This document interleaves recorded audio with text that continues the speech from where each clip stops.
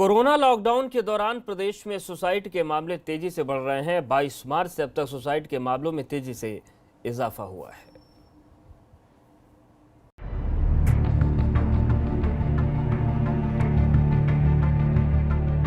Corona के कहर के इस समय पूरा विश्व कांप रहा है। इस वायरस से बचाव का फिलहाल सिर्फ एक ही उपाय है और वो है खुद को घरों के अंदर रखना, ताकि वायरस के संक्रमण से बचा जा सके।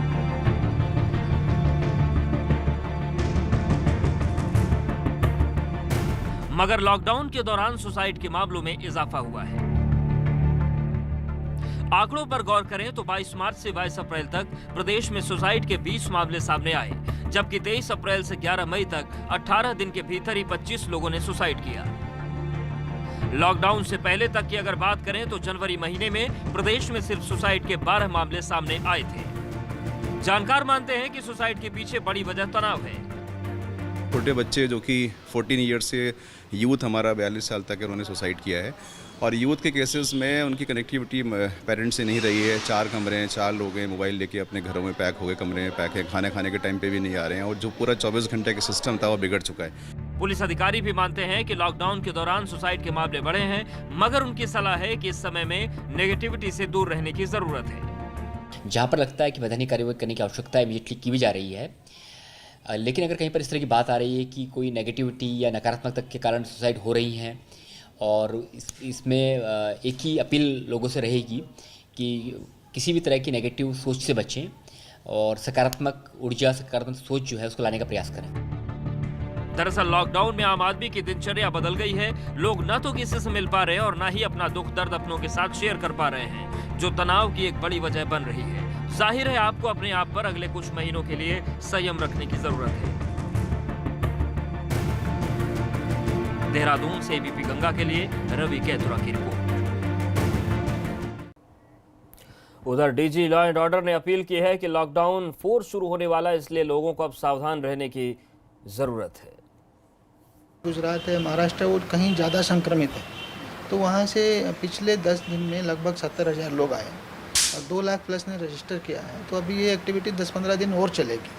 तो पिछले 10 दिनों में ही हमारे पास 15 के करीब ऐसे केसेज आ गए हैं जो बाहर से आने वाले कोरोना पॉजिटिव निकले, संक्रमित निकले। इसलिए पूरे उत्तराखंड के लोगों से अपील है कि इस टाइम वो उनको बहुत सावधानी बरतनी चाहिए। सबसे ज़्यादा सावधान रहने का टाइम ये है।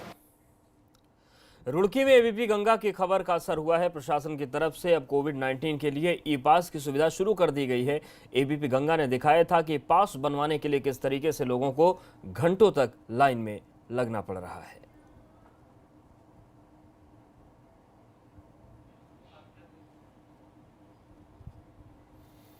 तो एबीपी गंगा की खबर का असर हुआ है। दरअसल लगातार सवाल उठ रहे थे कि जिनको कहीं जाना है, जो फंस गए हैं, ज़रूरी काम है, उनको दिक्कत हो रही पास बनने में, लेकिन अब ई पास की सुविधा शुरू हो गई है रुड़की में भी।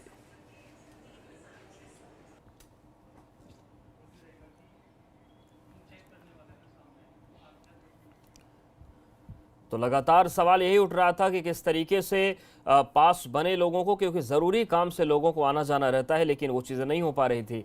हालांकि अब सुविधा शुरू हो गई है। लोग पास के लिए आते हैं और उनको लंबी कतारों में भी खड़ा होना पड़ रहा था। इसी के चलते ये व्यवस्था बनाई गई है कि जो हमारी वेबसाइट है crcroorkee.in, उस पर ऑनलाइन पास का लिंक शेयर किया गया है, जिससे कि लोग ऑनलाइन अप्लाई कर सकते हैं।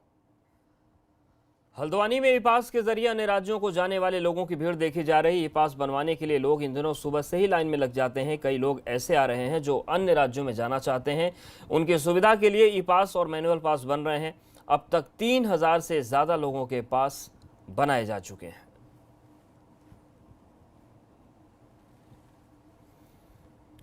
तो बहुत सारे ऐसे भी लोग थे जो उत्तराखंड में घूमने के लिए आए थे, लेकिन लॉकडाउन की वजह से वो फंस गए। अब उनके भी ई पास बनाए जा रहे हैं।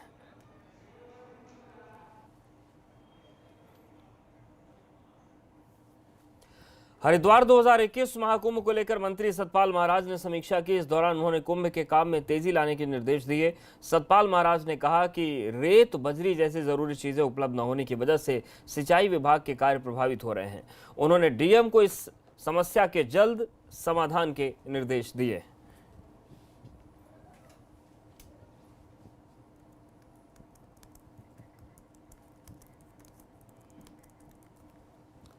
और इस बुलेटिन फिलहाल इतना ही, बने रहिए हमारे साथ।